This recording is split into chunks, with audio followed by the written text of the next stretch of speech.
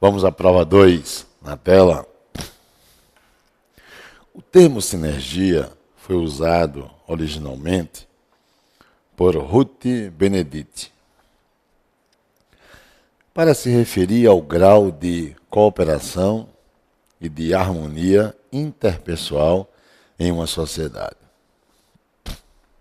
Sinergia significa ação combinada ou cooperação.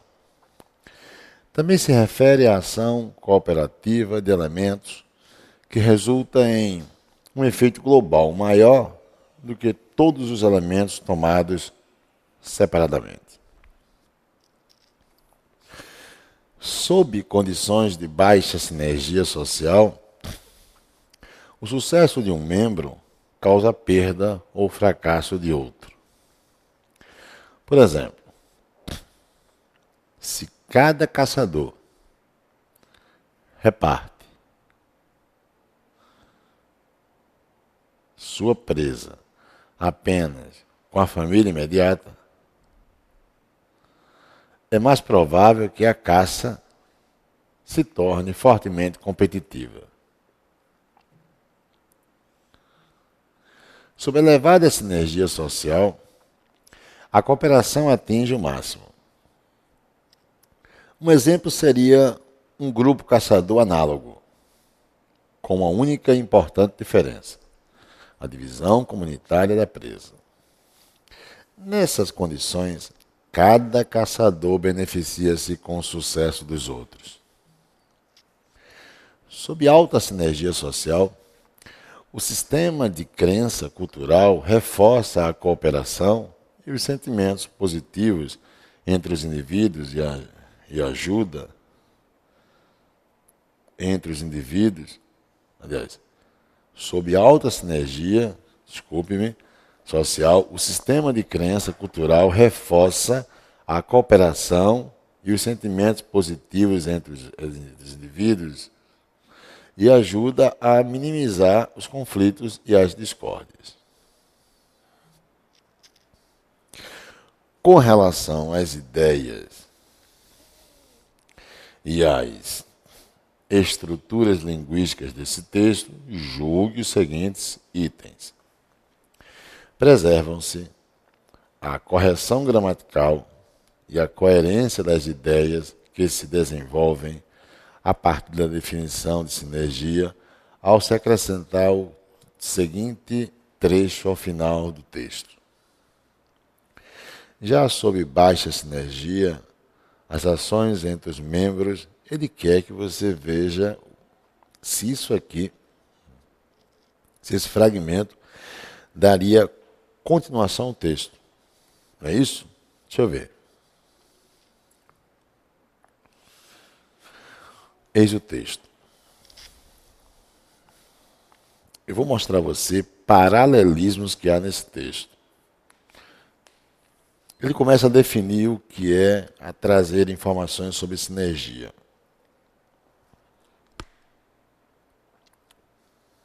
É isso que você está lendo aí? Tudo bem. E aqui ele traz o significado. Ainda traz informações importantes sobre sinergia. Pronto. Tudo começa aqui. Como? Sob condições de baixa sinergia social. E aí vamos dar evidência à ideia de baixa. E ele começa a contextualizar sob condições de baixa sinergia. Já aqui, ele vai trazer o quê? Sob elevada sinergia social, já não mais baixa, e sim o quê? Elevada. Antes, no texto, sob condições de baixa sinergia. Agora, sob elevada sinergia. Então, eu tenho ideias opostas. Quando encontrarmos ideias opostas no texto, você vai dizer que você está se deparando com a sintaxe de tensão. Ok? O que contextualiza a sintaxe de tensão no texto é você encontrar ideias contrárias, ideias opostas. Elas são importantes Por quê? Que elas proporcionam no texto uma estrutura bifurcada. Você passa a ter referenciais ou referências que se opõem. Ok? Isto, o autor, quando emprega a sintaxe-tensão, é para não deixar o texto restrito a um ambiente. E sim ele começa a trazer o texto sobre um outro ambiente que se opõe ao anterior. Isso constitui um paralelismo. Então, vamos lá. Sob baixa e sob alta. Quando você continua o texto, ele diz, sob alta, ele retoma, retomou? Está faltando agora sobre baixa para compor um outro par. Porque se você pegar o texto do começo, o texto começa aqui. Depois, ele continua a trazer informações sobre sinergia. E agora ele começou. Baixa, elevada. Alta, falta o quê? Baixa.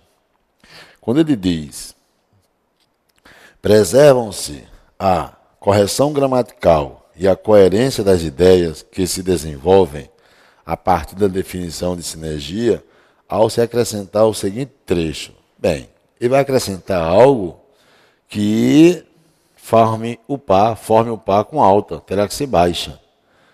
Quando ele diz sob, então ele formou o par com o anterior. Né? Que ele havia dito o quê? Inicialmente. Vamos lá, o texto está aqui, né? Baixa casou com elevada. Agora, elevada vai casar com baixa. Percebeu? Formou o par. E o que se diz aí, já sob baixa sinergia, as ações entre os membros do grupo tendem a acirrar conflitos e discórdias. Bem, o que ele diz realmente se contextualiza coerentemente. Está verdadeiro. Ok? Questão 2. A questão cobrou paralelismo, não foi? Paralelismo. Vamos à questão 2. Na linha 4, preserva-se a correção gramatical do texto,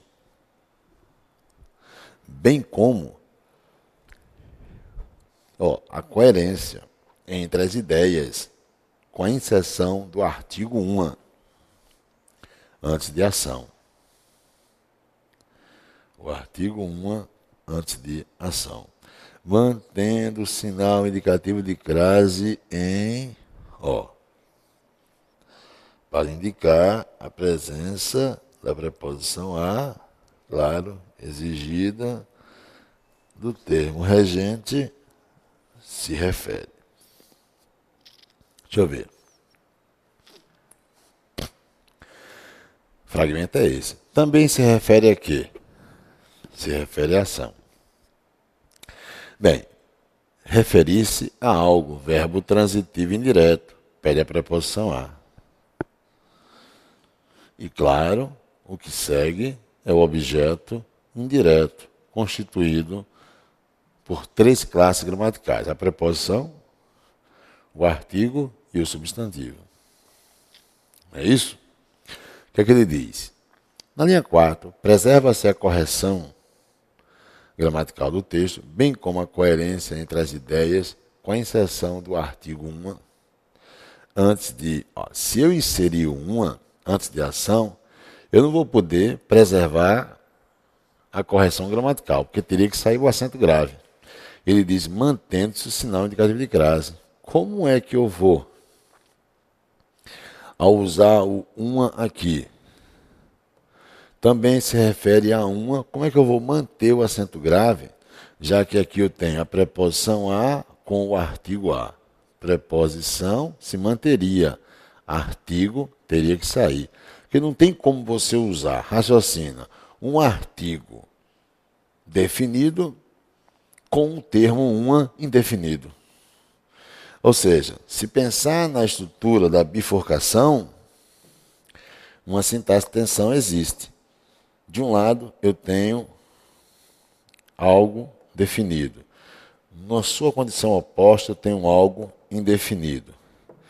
Então, se o termo é a ação, lá no texto, e tem um acento grave, você usou a preposição a mais o artigo a. O artigo. Ao usar o uma aqui, antes de ação, eu teria uma indefinição. O uma indefine. Como é que eu vou ter tanto a definição como a indefinição no mesmo ambiente? Não, eles se opõem. De um lado existe a definição, do outro a indefinição. É você tentar trazer o que? A fusão entre extremos. Entre extremos. Não posso. Não se admite a sindicato de crase dentro do termo indefinido. Falso. Terceira questão. A organização entre os argumentos mostra ser obrigatório o uso da preposição depois de elementos. Sua retirada provocaria erro gramatical e incoerência textual. Vamos ver. Também se refere à ação cooperativa de elementos que resulta em um efeito global maior do que todos os elementos tomados separadamente. Quando ele diz a organização entre os argumentos mostra ser obrigatório o uso da vírgula depois de elementos, depois de elementos, eu tenho um que. Está vendo? Eu tenho um que. O que é esse que? Esse que é pronome relativo. Ou seja, esse que está sendo usado para substituir o termo elementos. Então, toda oração que tiver pronome relativo, o que é que nós estudamos? É uma oração subordinada adjetiva. Se tem a pontuação, ela é uma adjetiva explicativa. E nós sabemos que as orações subordinadas adjetivas são pontuadas. Para serem explicativas, pontuadas com vírgula ou travessão. Poderia ser um travessão. Se eu tirar a pontuação, erro gramatical não haveria. Mas eu sairia da ideia de explicação e entraria na ideia de restrição. Então não tem um caso facultativo de pontuação, porque muda sentido. Quando ele diz, a organização entre os argumentos mostra ser obrigatório o uso da vírgula depois de elementos, sua retirada provocaria erro gramatical? Não provocaria erro gramatical, não. É falso. Ok? Eu só mudaria, sairia da ideia de incoerência, não seria incoerente, não. Haveria mudança de sentido, eu sairia da ideia de explicação e entraria na ideia de restrição. Sai da ideia de explicação, entra na ideia de restrição.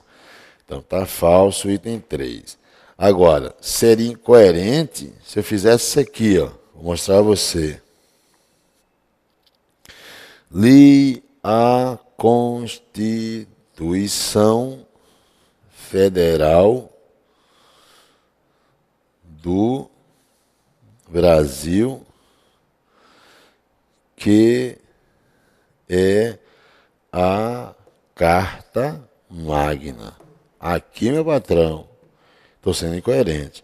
Porque se você pegar essa oração que eu estou grifando, ela é uma oração que tem pronome relativo, mas essa não pode ser restritiva. Entendeu? Não pode ser restritiva. Esse que representa o termo anterior. Então, esse que é pronome relativo. Eu tenho uma oração subordinada também adjetiva. Lembra? Toda oração com pronome relativo é oração subordinada adjetiva. Só que, neste caso, ela não me dá poder de restrição. Como é que eu vou restringir se ela é a única? Só tem uma carta magna, que é o que eu citei antes, a Constituição Federal do Brasil. Então, essas orações que trazem valor absoluto só podem ser explicativas. A vírgula é que, ao ser empregada, mantém coerência textual. Sem ela seria incoerente. Já aqui não. Nesse exemplo, ela poderia ser explicativa e poderia ser restritiva. A pontuação indicaria. Ok? Está falso ao dizer que a retirada provocaria erro gramatical e está falso em dizer que a retirada provocaria incoerência. Não, só haveria mudança de sentido. Falso. Questão número 4. A forma verbal torne está condicionada à estrutura sintática em que ocorre. Por isso, sua substituição por torna desrespeitaria as regras gramaticais. Olha, torne, veremos, é modo subjuntivo. E torna é modo indicativo. Observando a diferença entre modo indicativo e modo subjuntivo, você tem a ideia de que o modo indicativo expressa certezas e o modo subjuntivo expressa o contrário, incertezas. Não é assim? Enquanto o modo indicativo expressa certezas, o modo subjuntivo é o contrário, vai expressar incertezas. Quando o concurso diz a forma verbal torne está condicionada à estrutura sintática,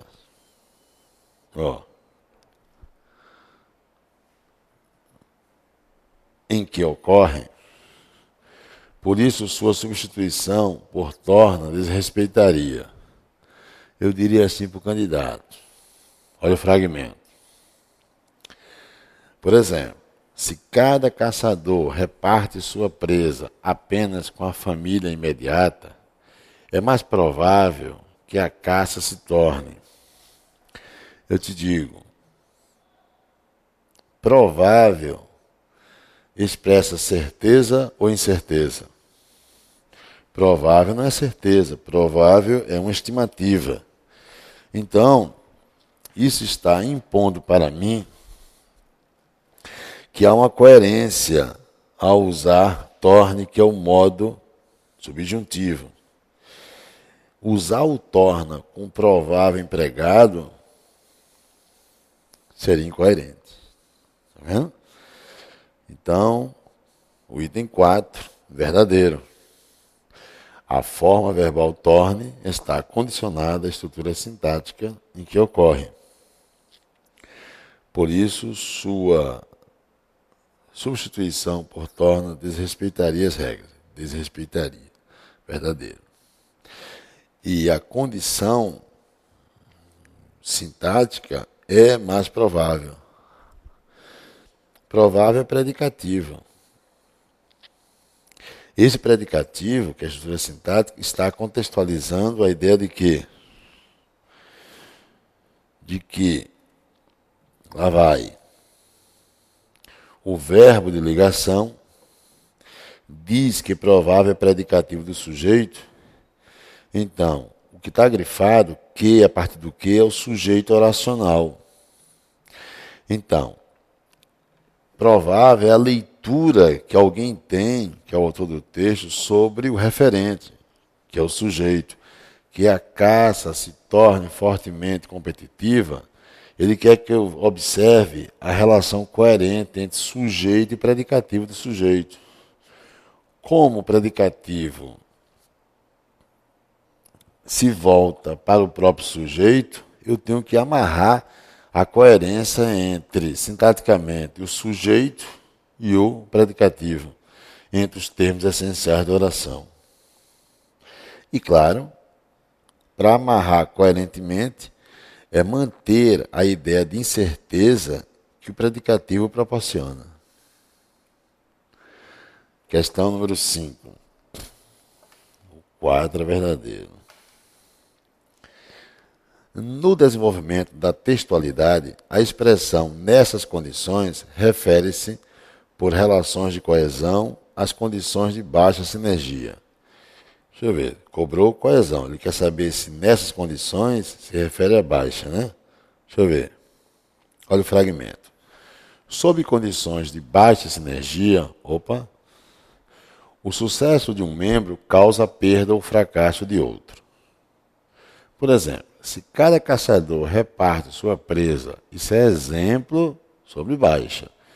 Por exemplo, se cada caçador reparte sua presa apenas com a família imediata, é mais provável que a caça se torne fortemente competitiva.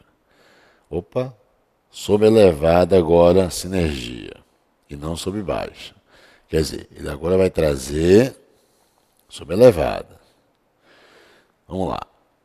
A cooperativa atinge o máximo. Um exemplo, vai citar um exemplo agora de o quê? Vai citar um exemplo de quê? De elevada.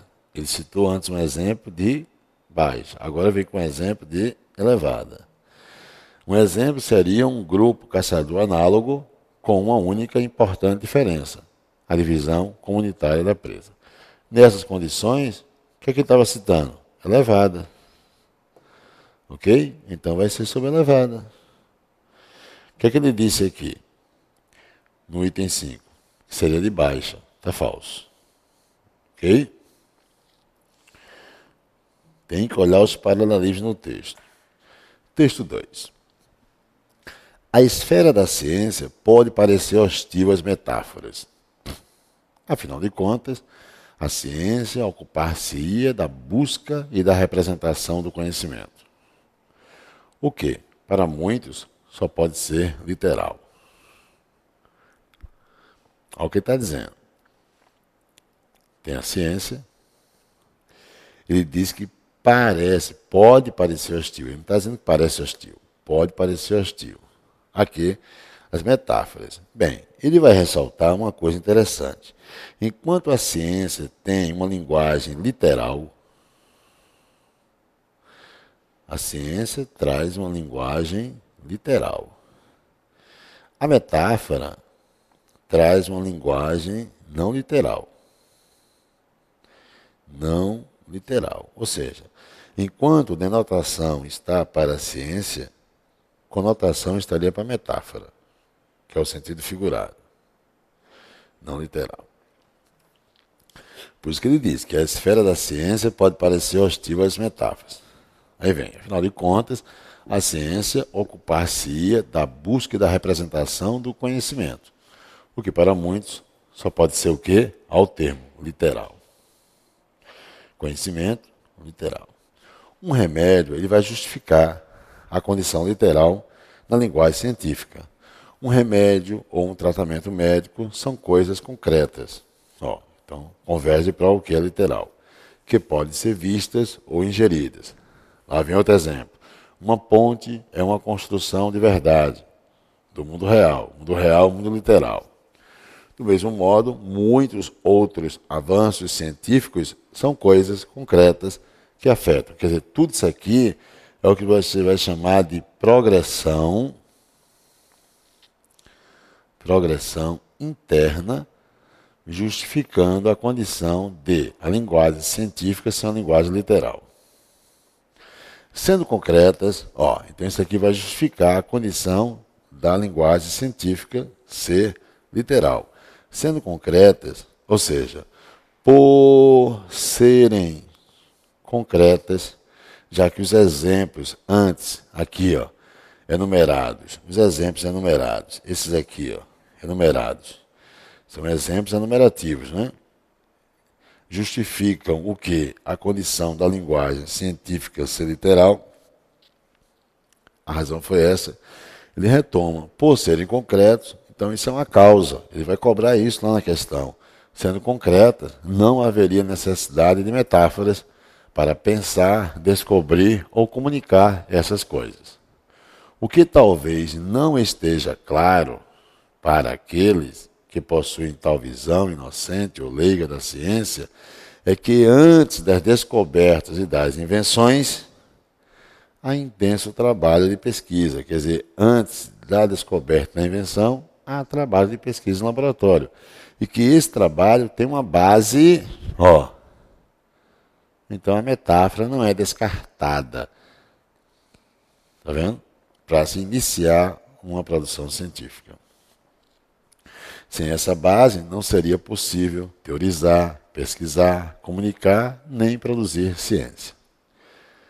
E aí vem a questão. 6. O tempo verbal empregado em ocupar-se-ia indica que se trata de uma afirmação condicionada pelos argumentos a respeito da ação de ocupar-se, para sugerir que, de fato, não se realizam esses objetivos. Olha, vamos retomar. Aqui, a esfera da ciência pode parecer hostil às metáforas. Afinal de contas, a ciência ocupar-se-ia. Ocupar-se-ia é futuro do presente do indicativo. Espera aí, indicativo não é certeza?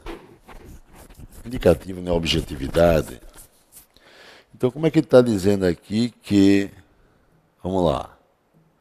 O tempo verbal empregado em ocupar-se-ia indica que se trata de uma afirmação condicionada pelos argumentos a respeito da ação de ocupar-se, para sugerir que, de fato, não se realizam. É o contrário. Realmente realiza. Quer dizer, eu não posso dizer que o futuro do pretérito mostra algo que não se concretiza. Ele se concretiza. Ele é modo indicativo. Então, está falso o número 6. O modo indicativo é o modo da certeza, é o modo da objetividade, é o modo da concretude. O modo subjuntivo é que é o modo de quê? Da incerteza, do espaço interno e não externo. Falso. Item 7.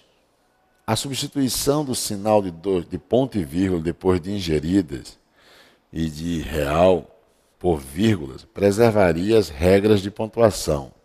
Bem, veja o fragmento. Ingeridas, está vendo aí? E real. Ele diz que eu posso substituir a substituição do sinal de ponto e vírgula depois de ingerida e de real por vírgula. Preservaria as regras de... Deixa eu ver. Só pode ser literal. 2 pontos. Um remédio ou um tratamento médico são coisas concretas que podem ser vistas ou ingeridas. É o primeiro item. Qual é o segundo item?